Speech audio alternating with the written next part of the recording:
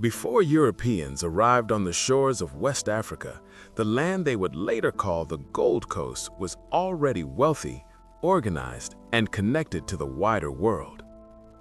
Akan communities lived between forest and sea, governed by chiefs, councils of elders, and military leaders. Gold flowed from inland mines through trusted trade networks. Authority was local, land was sacred, power was African. This world did not wait to be discovered. It already existed. In 1471, unfamiliar ships appeared along the coast. They carried men from Portugal, sailors, traders, and soldiers, driven by Europe's hunger for gold. At first, they came as guests. They brought gifts. They asked permission. They spoke of trade, not conquest. Among the local leaders watching these newcomers was a man named Kwame Ansah, a chief and war leader responsible for protecting his people's land and trade. He observed carefully. Trade could bring wealth, but permanence could bring control. Kwame Ansah understood something many did not yet see. The Portuguese did not travel inland. They stayed close to the sea. They took notes. They asked questions about rivalries, gold routes, and authority. Kwame Ansah warned the chiefs, elders, and the villagers. A trader who builds walls plans to rule. His concerns were not fear of foreigners, but fear of imbalance. In 1482, the Portuguese returned, not with trade goods alone, but with stone, timber, weapons, and soldiers. They had orders from the Portuguese crown to build São Jorge da Mina, what we now call Elmina Castle. This was not a warehouse, it was a fortress. To build it, local homes were removed, land was taken, sacred ground was disturbed. Resistance followed.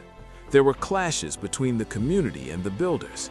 In response, Portuguese forces retaliated, burning parts of the settlement, driving families away, and asserting control through fear. This was the first time European fire was used to secure African land, not for settlement, but for extraction. Kwame Ansah did not accept the new order. As the fort rose, he opposed foreign military presence, trade monopolies, interference in local authority. He rallied opposition among nearby communities, disrupted cooperation with the fort, and warned inland leaders not to depend on it. This was not yet a war of empires. It was African resistance to economic domination. But the Portuguese understood something dangerous. They did not need to defeat everyone, only to divide them.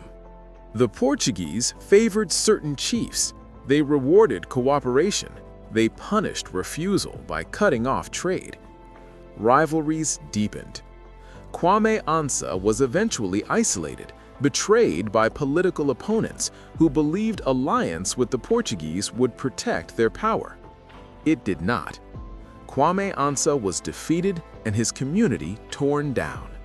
His fall was a huge blow to organized coastal resistance.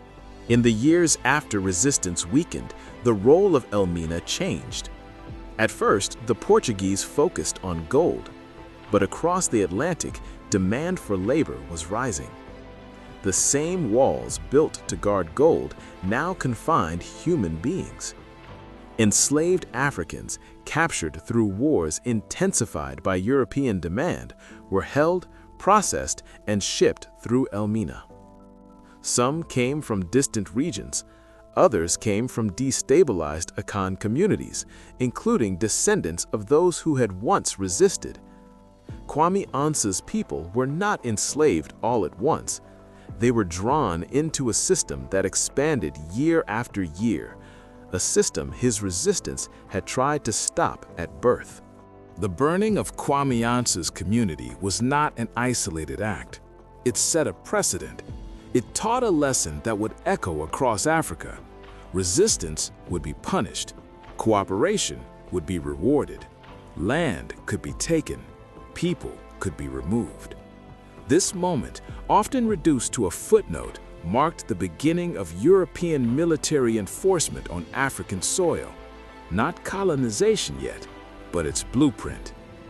Kwame Ansah's story destroys a dangerous myth that Africans did not resist. Resistance came first. Violence followed resistance. Slavery followed violence. Elmina Castle still stands, but before its dungeons held captives, its walls crushed a warning voice. Kwame Ansah did not fail because he was wrong. He failed because others did not listen in time.